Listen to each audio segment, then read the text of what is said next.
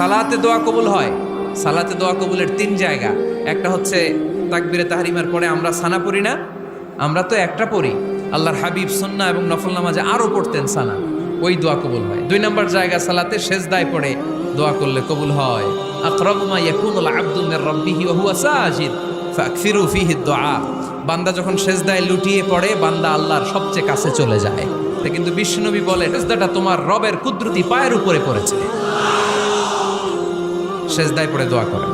সালাম ফিরানোর আগে বিশ্বনবী দোয়া করতেন, লা ইউসাল্লিমান্না আহাদুকুম হাত্তা ইয়াতাআওয়াযা মিন আরবা'a।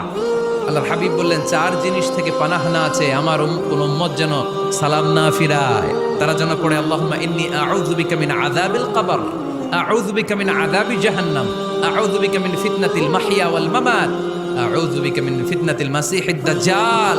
আল্লাহ কবরের আযাব থেকে বাঁচাও, আল্লাহ জাহান্নামের আগুন থেকে বাঁচাও, আল্লাহ জীবন